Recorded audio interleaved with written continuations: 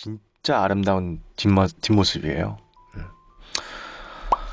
레이튼 그 마을 이야기 같다고 즐겁다님께서 말씀하셨는데, 레이튼 이야기랑은 좀 다르지 않나요? 레이튼 교수 얘기 좀 해드릴까요?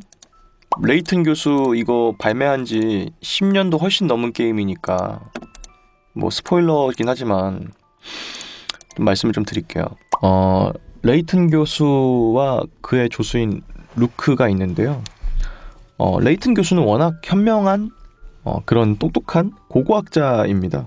그래서 고고학자라서 그냥 그런 정보나 지식이 많이 있는 것일 뿐인데 어째선지 간에 수사? 막 탐문? 이런 걸 도와주는 역할을 하고 있어. 고고학자인데. 탐정이 아닌데 분명히 탐정처럼 뭔가 사람들이 여기고 있단 말이에요. 그래가지고 그 레이튼 교수한테 어떤 편지가 도착합니다. 어느 날에. 한 마을에서 온 편지였는데 자기네 마을과 관련되어 있는 어떤 보물? 그런 거에 대한 얘기가 있었어. 근데 그걸 좀 찾아줬으면 좋겠다. 근데 아무도 못 찾았기 때문에 교수님의 도움이 필요하다. 라고 해서 어떤 이상한 마을에 가게 됩니다. 갔는데 그 마을에는 마을 사람들이 굉장히 수수께끼를 좋아하는 사람들이에요. 그래서 뭔가 이렇게 부탁을 하면은 단번에 들어주는 일이 없어. 무조건 수수께끼를 맞춰야 돼. 미친 사람들처럼 숙소를 찾는다고 했지? 그러고 보니 숙소와 관련된 수수께끼가 떠오르는구만 이러면서 숙소에 대한 얘기를 또 풀어야만 그 얘기를 해주고 이런 식의 주민들이에요. 다 미친 사람들이죠. 그래서 이런저런 막 얘기를 하면서 어떤 일이 벌어지고 있는 걸 알게 됐는데 어떤 일이 벌어지고 있냐면은 마을 사람들이 갑자기 한 명씩 사라지는 거예요. 갑자기 그냥 대뜸. 근데 그 사라지는데 뭔가 이상한 조각 같은 게 남겨져 있는 상태로 그 사람이 사라져. 혹은 사망하거나. 그리고 사망을 하면은 보통 그 시체를 이렇게 좀 보관을 하잖아. 어떤 사인인지를 알기 위해서. 그래서 보관을 하면은 어떤 사람이 그 시체를 수거해 가. 갑자기 그냥 어떤 보자기 같은 데다가 시체를 다 담아가지고 막 달려가는 거야. 그런 일이 자꾸 생겨요. 그 마을에. 그러니까 졸지에 이제 교수가 이제 수수께끼를 풀다가 그 마을과 연관되어 있는 다른 이제 이런 주민들이 사라지는 그 수수께끼도 풀게 되는 거죠. 그렇게 있었는데 어느 날 더 기묘한 일이 발생합니다. 그렇게 하나둘씩 사라지거나 사망했던 마을 주민들이 다음날 멀쩡하게 살아 돌아오는 거야. 그냥 갑자기. 그리고 기억을 못해. 자기가 죽었다? 자기가 뭐 쓰러졌다? 이런 거에 대한 기억이 전혀 없는 상태로 다음날에 그냥 멀쩡히 다시 마을 앞에 있고 여관에서 일하고 있고 이런 상태인 거야. 그래서 아니 혹시 무슨 일 없었습니까? 하는데 전혀 기억을 못해. 전혀. 아니 무슨 뚱딴지 같은 얘기야 하면서 이상하잖아 뭔가. 되게 그 교수랑 루크가 되게 이상하다는 걸 느끼면서 그 마을에 대한 수수께끼를 점점 풀어가는데 알고 봤더니 그 마을이 그거예요. 그 안에 무슨 딸내미가 하나 있는데 걔가 너무 어린 상태였어. 당시에 옛날 얘기를 하는 거예요. 그 아이가 너무 어린데 나머지 사람들이 다 죽게 생겼나? 뭐 그런 상태였던 거야. 근데 이 아이만 혼자 남게 됐으니까 얘만 둔 채로 이제 세상을 떠나거나 그럴 순 없으니까 기계로 만들었어. 마을 사람들을.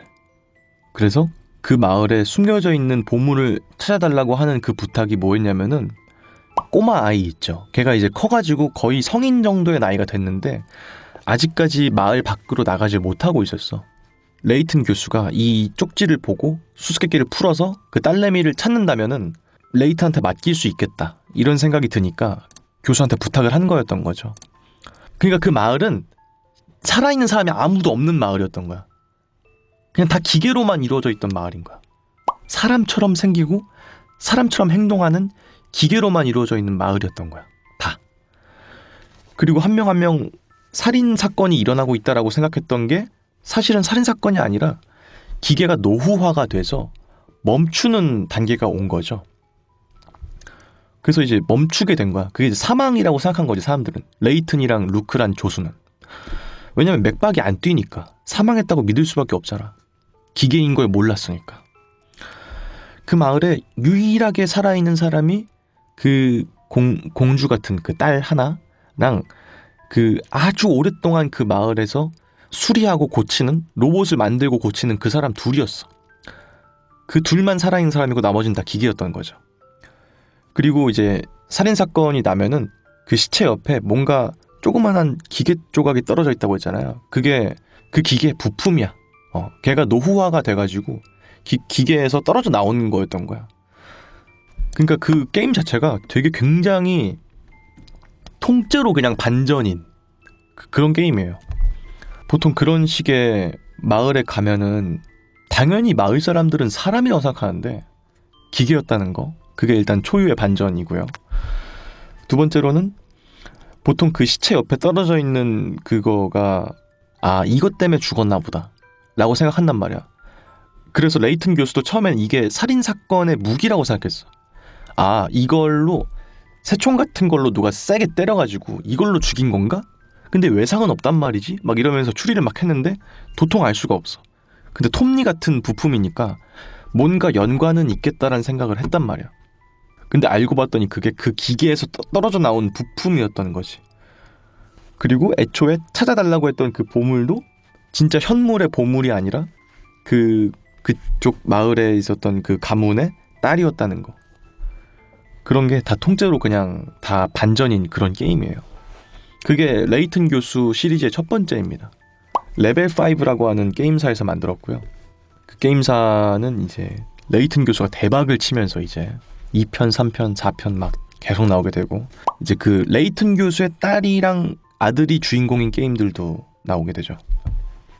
바나나 케이크님께서 아직 안 해본 게임인데 스포당했다고요? 그거 15년도 더 된 게임이에요. 스포일러 당한 거 참으셔야 돼. 15년 동안 안 했으면은 그냥 할 생각이 없던 거잖아요. 근데 그게 좀 무서운 이유가 있거든요. 그 게임이 무서운 이유가 뭐냐면요, 그 마을에 스위치가 있어요. 마을에 특정 스위치를 내리면은 그냥 마을 자체가 그냥 꺼져버려. 그냥 그 마을 주민들이 다 작동을 그냥 멈추는 거예요.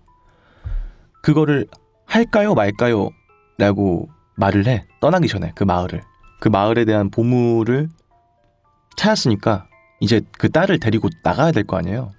근데 이제 그냥 그 딸이 그냥 두고 싶다고 해. 그냥 사람들은 아니고 생명체도 아니지만 그냥 뭔가 더 이상 작동하지 않는 그런 걸 보고 싶지 않다라고 해서 그냥 그대로 살려둬요. 그리고 그 마을은 인적이 드문 마을이거든요. 사람들이 찾는 마을이 아니에요.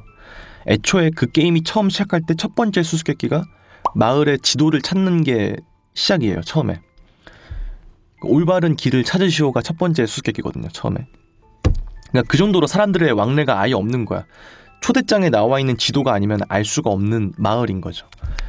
그러니까 생각해 봤을 때 뭔가 되게 기괴한 느낌이 들지. 뭔가 그 한 마을이 있는데 그 마을은 사람이 아무도 없는 마을이고, 근데도 잘 돌아가고 있고 끊임없이. 원래 목적은 공주를 보호하기 위해서였는데 이제 그 공주도 없고 그냥 아무런 무목적성인데 계속 움직이고 있는 사람들로 이루어져 있는 마을이 계속 있다는 점에서 뭔가 소름 돋죠. 뭔가 사실은 그게 이제 스토리상으로 보면 그런 건데, 게임에 수수께끼를 다 풀었다고 해서 그냥 게임이 다시 플레이할 수 없으면 안 되니까 게임 입장에서는 그냥 다시 2회차 플레이라고 하죠. 다시 깨보는 거. 그런 거를 하기 위해서 그냥 그런 식으로 그냥 남겨둔 건데, 이야기를 너무 잘 풀어가지고 그런 식이에요. 마지막까지 기분이 되게 나빠요. 근데 그 레이튼 교수 시리즈가 놀랍게도 닌텐도 DS로 나온 게임입니다. 그러니까 전체 이용가를 타겟으로 나온 게임이거든요. 난 이 내용이 어떻게 전체 이용가일 수 있는지 난 도저히 공감이 안 돼. 내가 그 게임 했을 때가 중학교 때인가 그랬던 것 같아요. 중학교 1학년 때? 그때는 닌텐도 DS가 한창 그거였거든요. 닌텐도 DS, 레이튼 교수와 이상한 마을.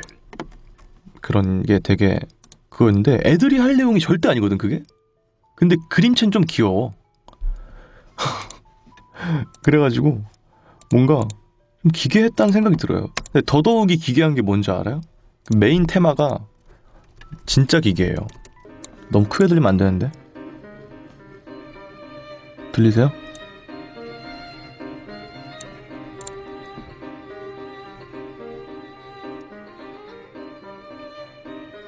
이게 메인 테마야. 기괴하지 않아요? 진짜 기괴하죠. 이게 애들 하는 게임 맞아 이게? 모르겠어 나는. 이제 다음은 거기 수수께끼가 나온다고 했잖아요. 그 게임이 수수께끼를 풀 때 나오는 BGM입니다.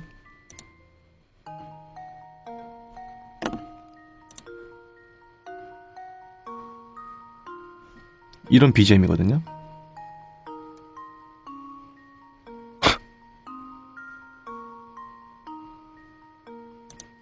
이런 BGM이 나온다고 생각해봐. 문제를 푸는데 근데 그 수수께끼가요 적당한 내용의 수수께끼가 아니에요. 여러분들이 알 수 있는 그런 뭐 몇 더하기 몇은 몇이다 뭐 이런 게 아니라 죄다 넌센스거든요. 죄다 그냥 그 게임을 차지하고 있는 게 죄다 거의 넌센스에 가깝다 보시면 돼요. 성냥개비로 만든 강아지가 있다. 그런데 그 강아지를 갑자기 뒤에서 달려온 자동차가 치워버리고 말았다. 강아지가 어떻게 되어 있을지 성냥개비 2개만 움직여서 나타내 보아라. 그래서 여기 밑에 있는 이거 있죠. 요거를 가지고 2개만 움직여서 죽은 강아지를 만들어 보라는 거예요. 근데 BGM이 이런 노래가 나오는데 이런 문제를 막 풀어봐. 솔직히 성인인 내가 해도 좀 약간 으스스하거든요. 시간 제한은 없어요. 그냥 무제한이거든요. 시간은 2개만 바꿔가지고 강아지가 죽은 것처럼 하라고? 어떻게 해야 되는 거지? 뭐 이러면서 막 하는 건데 정답은 여기 있는 게 정답입니다. 여기 있는 2개를 떼가지고 건너편으로 하면은 치어 죽은 강아지의 모습이 되죠. 이런 식으로 하는 건데 난 진짜 이게 애들용 게임인지 난 도저히 모르겠어. 아직까지도 모르겠어. 그냥. 근데 확실히 여기 나와 있는 문제들은 약간 그 뭐랄까 초등학교나 이런 수학 익힘책에 나올 것 같은 아이들의 상상력을 계속 자극하는 그런 내용들이 있어요. 그렇기 때문에 되게 좋을 것 같긴 하거든? 근데 컨셉이랑 스토리가 너무 괴랄해서 애들이 하기에 좋은 게임 같진 않아. 그냥 이 게임이 그냥 뭔가 여튼 그렇습니다.